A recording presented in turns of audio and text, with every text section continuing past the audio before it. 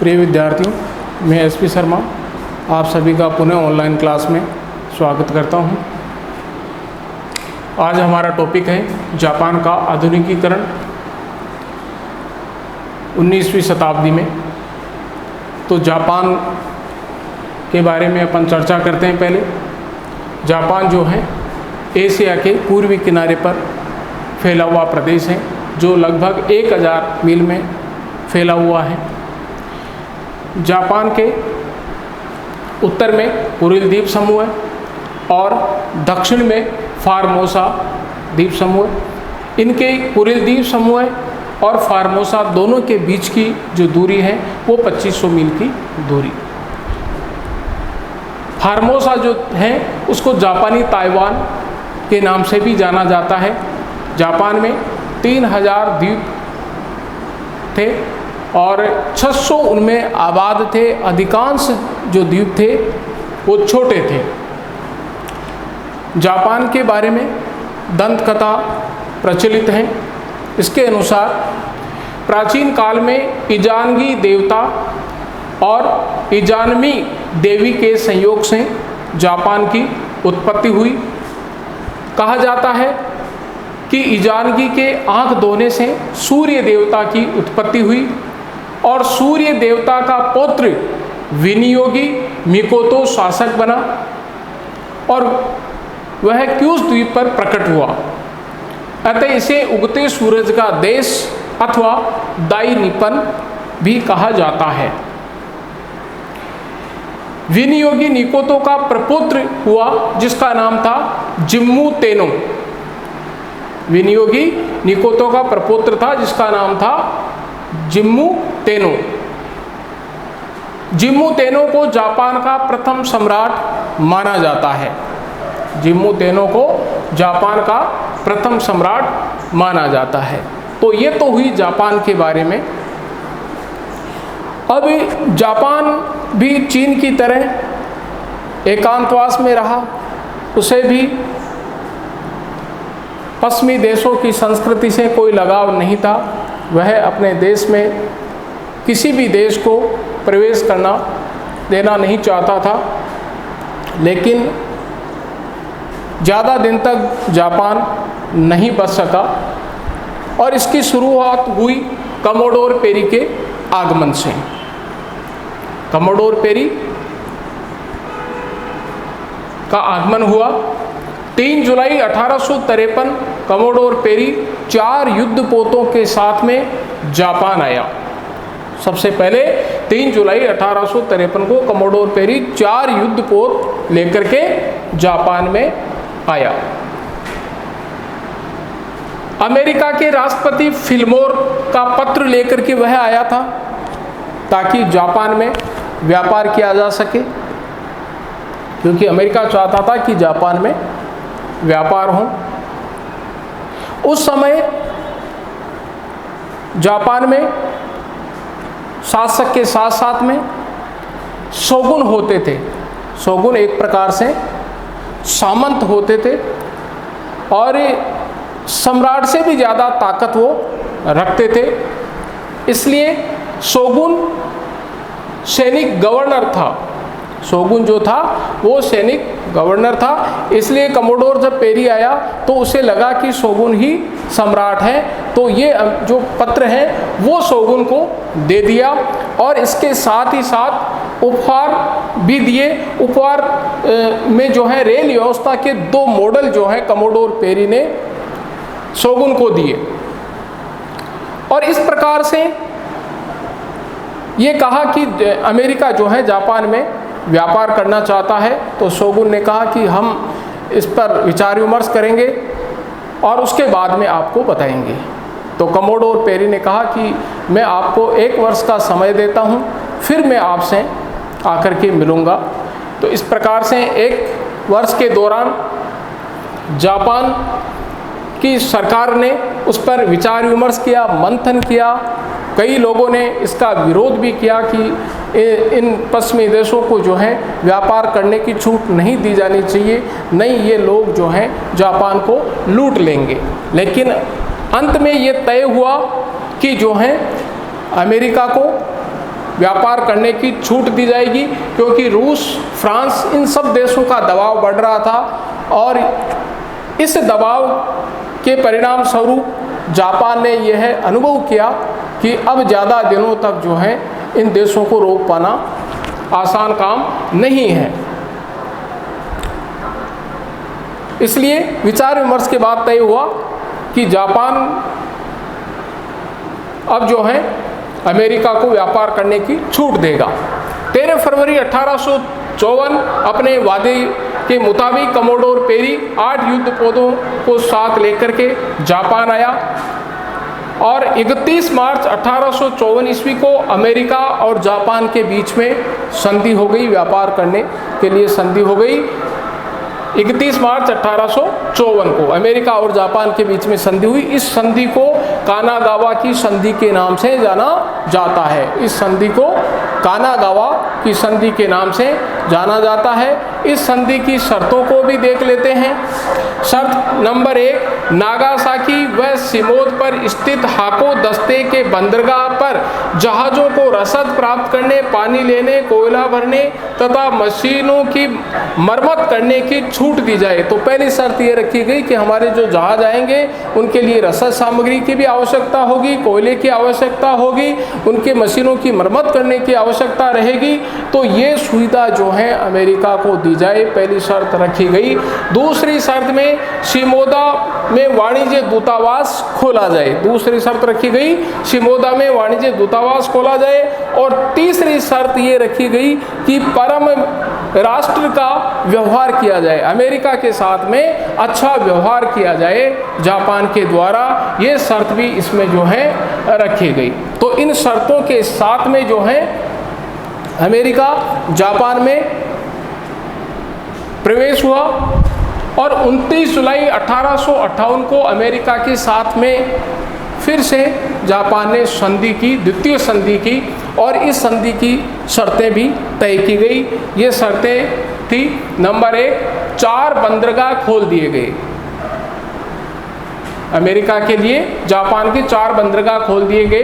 पहला बंदरगाह कानागावा, दूसरा निगता, तीसरा हयोगो और चौथा नागासाकी। ये 4 बंदरगाह जो हैं अमेरिका को प्राप्त हो गए व्यापार करने के लिए। तीसरी शर्त, जापान 5% कर ही लेगा। ये जापान ने आश्वासन दिया अमेरिका को कि वह 5% ही कर लेगा आयात और निर्यात पर। चौथी शर्त, अमेरिकी मुद्रा का जापान में प्रवेश हुआ, यानी जापान में अमेरिका की मुद्रा प्रचलन में आई। अब इस प्रकार से द्वितीय संधि अमेरिका और जापान के बीच में हो गई। लेकिन जापान में अभी भी राजनीतिक व्यवस्था ठीक नहीं थी, क्योंकि शोगुन जो व्यवस्था थी वो सम्राट पर हावी थी। शोगुन जो व्यवस्था थी उसमें जो शक्तिशाली सामंत थे, वो शक्तिशाली सामंत जो हैं बाधक थे। शोगुन जो था वो एक उपाधि थी और शोगुन का जो अर्थ है वो होता है बर्बरों का दमन करने वाला, दुष्टों का दमन करने वाला। तो शोगुन का अर्थ होता है बर्बरों का दमन करने वाला या दुष्ट का दमन करने वाला। इसलिए जो सामंत थे या जो शोगुन थे वो सम्राट केंद्र बिंदु में था और चारों तरफ जो है शोगुनों का राज्य था। अब इसके बाद में जापान का आधुनिकीकरण शुरू होता है जब अमेरिका ने संधि कर ली और उसके बाद में जो है मेइजी काल शुरू हुआ, मेइजी शासक हुआ। तो मेइजी काल से जो है जापान का आधुनिकीकरण माना जाता है। जापान के आधुनिकीकरण में कोमेई का देहांत हो गया, यानी जापान के जो शासक थे कोमेई, उनका जब देहांत हो गया तो मुत्सुहितो मेइजी शासक बने। मुत्सुहितो मेइजी शासक बने। मेइजी का अर्थ होता है प्रबुद्ध प्रशासन। मेइजी का अर्थ होता है प्रबुद्ध प्रशासन। तो मेइजी उस समय छोटे थे, उनकी आयु लगभग 14 वर्ष की थी। उस समय वो सम्राट बने मेइजी का जो युग है वो 25 जनवरी 1868 से 30 जुलाई 1912 तक रहा। मेइजी ने जापान में सुधार किए और उन सुधारों की अपन चर्चा करेंगे यहाँ पर। पहला सुधार मेइजी ने किया, प्रशासन का केंद्रीकरण। प्रशासन का केंद्रीकरण कैसे, कि हमने अभी बात की कि जापान में जो शोगुन थे, जो सामंत थे, उनके हाथों में वास्तविक सत्ता थी। वास्तविक जो बागडोर थी वो सामंतों के हाथों में थी, शोगुन के हाथों में थी। इसलिए सम्राट कोई भी स्वतंत्र होकर के निर्णय नहीं ले पाता था। इसलिए सबसे पहले मेइजी ने जो ताकत थी वो सारी अपने अंदर ली, सम्राट में निहित की उस ताकत को। इसलिए प्रशासन का केंद्रीकरण किया गया। ये सबसे बड़ा सुधार था मेइजी का। दूसरा सुधार, सामंती प्रथा का अंत, यानी जो सामंत थे उनके पदों को समाप्त कर दिया गया और ये तय किया गया कि अब जो है सारी सत्ता, सारी ताकत केवल सम्राट के हाथों में होगी और सामंतों का केवल रोल विचार विमर्श देने तक ही सीमित रहेगा, लेकिन निर्णय करने का अंतिम अधिकार जो है मेइजी को रहेगा।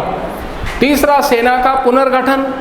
तो पहले जो सेना थी वो शोगुन या सामंतों की थी, अलग अलग जो हैं वो सेना रखते थे और उन पर जो आदेश था वो भी शोगुन का ही चलता था। इसलिए सम्राट को इन शोगुनों पर या सामंतों पर आश्रित रहना पड़ता था। लेकिन मेइजी ने अब सेना का संगठन किया, यानी सम्राट के अधीन जो है सेना बनाई, ताकि कभी भी आवश्यकता पड़ने पर जो है शासक को इन शोगुनों या सामंतों पर निर्भर रहना नहीं पड़े। तीसरा सुधार क्या, आर्थिक विकास। मेइजी ने जापान का आर्थिक विकास किया, व्यापार के द्वारा, उद्योगों के द्वारा, और इस प्रकार से जापान का आर्थिक विकास करने में जो है मेइजी का विशेष योगदान रहा। चौथा सुधार किया मेइजी ने, मुद्रा एवं बैंकिंग प्रणाली का विकास। तो मेइजी ने कागजी मुद्रा का जो है प्रचलन किया और अमेरिका की तर्ज पर जो है जापान में बैंकों की स्थापना हुई। पहली बार बैंक स्थापित किए गए, मुद्रा का प्रचलन किया गया और इस प्रकार से जो है एक जापान में अच्छी व्यवस्था शुरू हुई।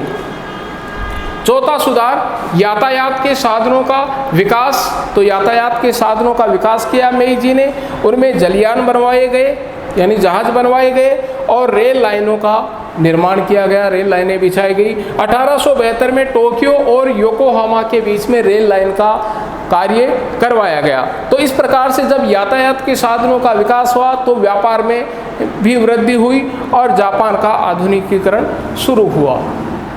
इसके बाद में छठा सुधार मेइजी का, डाक एवं तार व्यवस्था का विकास।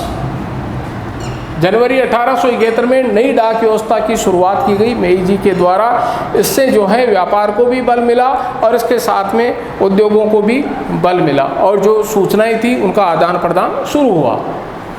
सातवां सुधार, कृषि में सुधार। मेइजी ने कृषि के क्षेत्र में सुधार किया और जो बेगार प्रथा थी उसको समाप्त कर दिया, यानी बिना वेतन के जो उनसे मदद ली जाती थी वो बेगार प्रथा समाप्त कर दी गई और कृषि विश्वविद्यालय जो है जापान में खोले गए। इस प्रकार से जो है कृषि को बल मिला और कृषि में जो है उत्पादन बढ़ गया।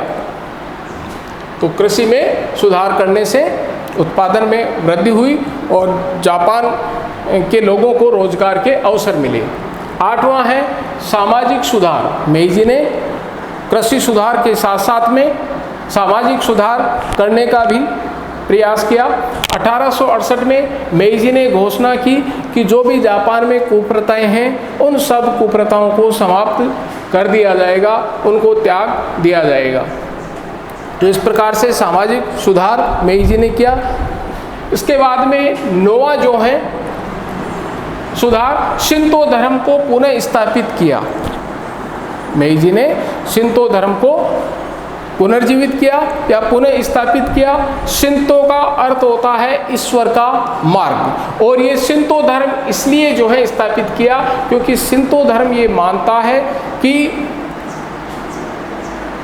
जो सम्राट है वो ईश्वर का प्रतिनिधि है, उसकी सत्ता जो है सर्वोपरि है और उसके आदेश की पालना हर किसी व्यक्ति को करनी चाहिए। इसलिए शिंतो धर्म को पुनः स्थापित किया। जो प्राचीन धर्म था, जापान का जो प्राचीन धर्म था वो जो है शुरू किया गया, और इसके साथ में जो बौद्ध धर्म था उसके मंदिरों को जो है तोड़वा दिया गया।